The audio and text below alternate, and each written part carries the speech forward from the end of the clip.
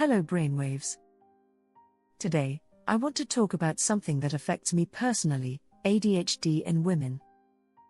As a woman with ADHD, I share the same mental health condition as men with ADHD, but the way it manifests can be quite different. This difference isn't just about biology, it's also about the social expectations and pressures we face, which can make our struggles less visible and harder to diagnose. Let me clarify, there isn't a girl or boy version of ADHD. The disorder is the same for everyone, but research shows that women, particularly cisgendered women, tend to present differently.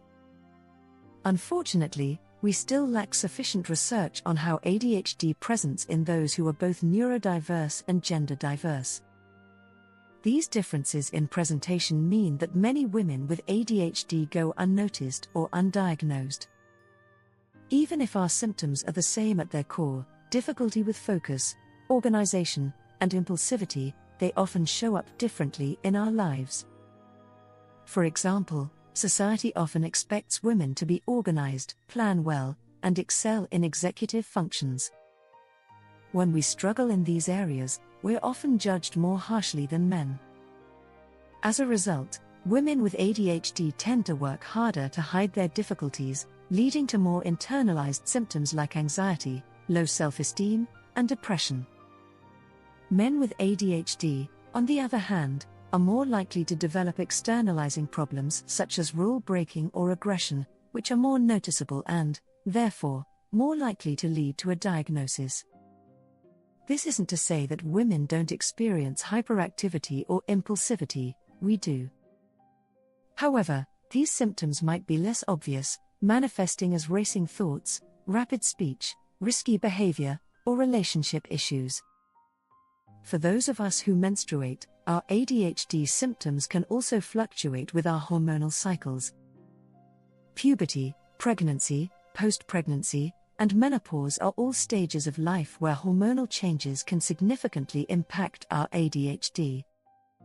This means our symptoms might worsen or change, and our treatment needs may evolve as well. But here's the kicker: many doctors might not be aware of these gender differences. ADHD research has historically focused on males, and the criteria used to diagnose ADHD don't always fit the way it presents in women.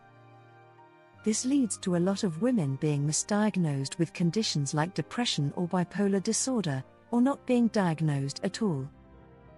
Even when women are diagnosed correctly, they're often less likely to be treated with stimulant medication, despite it being the first-line treatment for ADHD and working just as well for women as it does for men. Even if we're diagnosed and treated, it's unlikely that our doctors will consider how hormones might affect our symptoms. Personally, no one suspected I had ADHD as a child because I was a good student and generally well-behaved. But the truth is, I went to great lengths to hide my struggles, and I felt ashamed every time I failed to live up to expectations.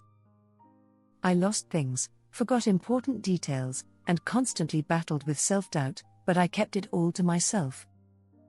It wasn't until my symptoms became more problematic, when I hit puberty and started experiencing more hormonal changes, that anyone noticed there might be an issue.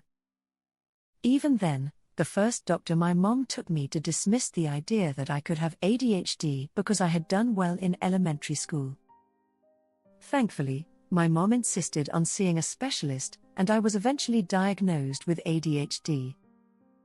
Getting the diagnosis was a relief, but it didn't feel like anyone really took it seriously, so I didn't either. I didn't ask for accommodations, didn't seek coaching or therapy, and even stopped taking my medication at one point because someone I trusted told me I didn't need it. The consequences of this were significant. I dropped out of community college, had several car accidents, went through a divorce, lost multiple jobs, and eventually developed generalized anxiety disorder. Looking back, I now realize that my struggles were more serious than I gave them credit for. I was comparing myself to others with more obvious symptoms, like my brother, and convincing myself that my challenges weren't that bad. But the truth is, the impact ADHD has had on my life is undeniable. I hear similar stories from many other women who were either missed completely, misdiagnosed, or treated for other mental health conditions for years before anyone recognized the underlying ADHD. So what can we do about it? We need to educate ourselves and others about how ADHD affects women differently and ensure that we're getting the support we need. ADHD in women is often more severe than it appears on the surface. Our symptoms might be less visible because they're internalized, but that doesn't make them any less real or less impactful. And this isn't just true for women. Anyone who faces strong social and cultural pressures to conform and be good might mask their symptoms in similar ways. This is also true for other neurodiverse conditions like autism. If you're struggling, know that there's a reason for it. Our challenges may be invisible to others, but they're not imaginary. It's crucial to seek out doctors who specialize in ADHD or who are very familiar with it. Remember that whether it's ADHD or something else, if you're struggling, it's important to get the right help. The long-term consequences of untreated ADHD in women can be severe. We're more likely to self-medicate, leading to issues like addiction, eating disorders, STIs, or unplanned pregnancies.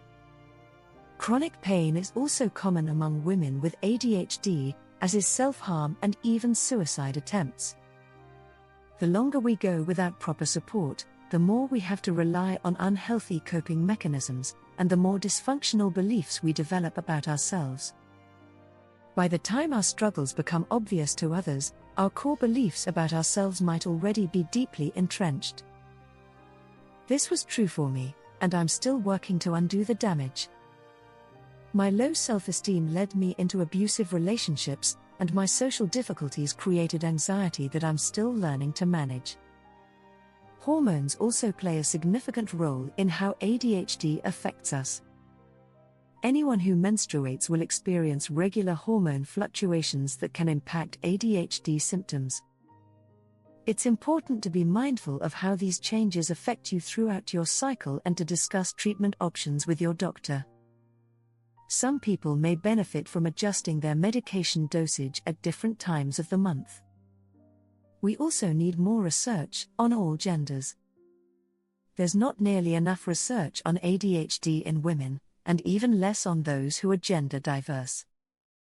Since both biological factors and societal pressures impact ADHD, it's vital that we conduct more research so we can better recognize and support every brain, not just the ones we understand well. No one should have to go through life blaming themselves for how their brain works. If you're struggling, please know that it's okay to seek help and that your struggles are valid. Thank you to my brain advocates and all my supporters for helping us create content that raises awareness about ADHD. Because of you, we can continue to share information that helps more brains get the support they need. I'm going to grab some ice cream now. Don't forget to like, subscribe, and click all the things. See you in the next video.